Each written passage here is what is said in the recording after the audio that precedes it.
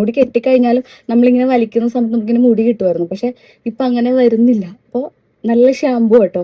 ആ മാസ്കിന്റെ കൂടെ യൂസ് ചെയ്യാൻ പറ്റിയ ഒരു ഷാമ്പു ആണ്. പിന്നെ ഈ ദിവസമായി ഞാനൊരു സാധനത്തിന്റെ റിവ്യൂ ചെയ്യണമെന്ന് പറഞ്ഞു. പക്ഷെ അത് ഞാൻ വാങ്ങിച്ചിട്ട് ഒരു 2 ആഴ്ചയായി. എങ്ങനെയുണ്ട് അതിന്റെ റിസൾട്ട് എന്നറിഞ്ഞിട്ട് സജസ്റ്റ് ചെയ്യാൻ നിർത്തിയിട്ടാണ് ഞാൻ വെയിറ്റ് ചെയ്തത്. ഹെയർ മാസ്കിന്റെ വീഡിയോ ഇട്ടായിരുന്നില്ലേ ഞാൻ, മറ്റേ ലോറിയലിന്റെ. അപ്പൊ ആ ഹെയർ മാസ്കിന്റെ കൂടെ ഞാൻ യൂസ് ചെയ്യുന്ന ഒരു ഷാമ്പു ഉണ്ട്. അപ്പൊ ആ ഷാമ്പുവിന്റെ റിവ്യൂവും ആ ഷാമ്പുവിന്റെ ഒരു റിസൾട്ടും ഞാനിപ്പോ പറഞ്ഞുതരാം. 2 വീക്സ് ആയി ഞാനിപ്പോ യൂസ് ചെയ്യുന്നു.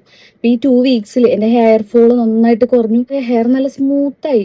ഇപ്പൊ എന്നെ സ്റ്റോറിൽ വന്നിട്ട് കാണുന്നവർക്ക് അറിയാം, ഹെയർ നല്ല സ്മൂത്ത് ആയിട്ടാണ് കിടക്കുന്നത്. ഫോൾ നന്നായിട്ട് കുറഞ്ഞു. അപ്പൊ ആ ഷാമ്പു ഞാൻ സജസ്റ്റ് ചെയ്യാം. ബി ബ്ലണ്ടിന്റെ ഹെയർ ഫോൾ കൺട്രോൾ ഷാമ്പു.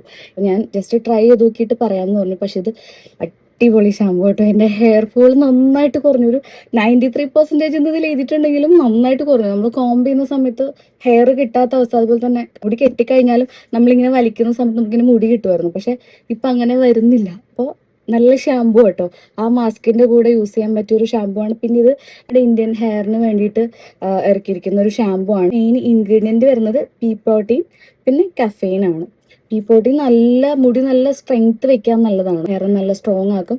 അതുപോലെ തന്നെ കഫെയിൻ എന്ന് പറഞ്ഞിട്ടുണ്ടെങ്കിൽ ഹെയർ സ്മൂത്ത് ആൻഡ് സിൽക്കി ആക്കും. അതായത് പൊട്ടിപ്പോവാതെ കുറച്ചും കൂടി ഹെൽത്തി ആയിട്ടുള്ള സ്മൂത്ത് ആൻഡ് സിൽക്കി തരുന്ന 2 ഇൻഗ്രീഡിയൻ്റ് ആണ് ഇതിലുള്ളത്. അപ്പോൾ ഇനി ആരെങ്കിലും ഹെയർ ഫോൾ ഉണ്ട്, ഷാമ്പു ചേഞ്ച് ചെയ്യണമെന്നുണ്ടെങ്കിൽ നേരെ പോയിട്ട് ഇത് വാങ്ങിച്ചോ. ബി ബ്ലണ്ടിന്റെ ഷാമ്പു ആണ്. ഞാനത് ഓൺലൈനിൽ നിന്നാണ് വാങ്ങിച്ചത്, സ്റ്റോറിൽ അവൈലബിൾ അല്ല. അപ്പോൾ ഇതിന്റെ ലിങ്ക് വേണമെന്നുണ്ടെങ്കിൽ ഒന്ന് ലിങ്ക് എന്ന് പറഞ്ഞിട്ട് കമന്റ് ചെയ്താൽ മതി. ഇനി ഇതുപോലുള്ള റിവ്യൂസും പ്രോഡക്റ്റിന്റെയും ഡീറ്റെയിൽസ് അറിയണമെന്നുണ്ടെങ്കിൽ ഒന്ന് ഫോളോ ചെയ്തോ. Okay, by.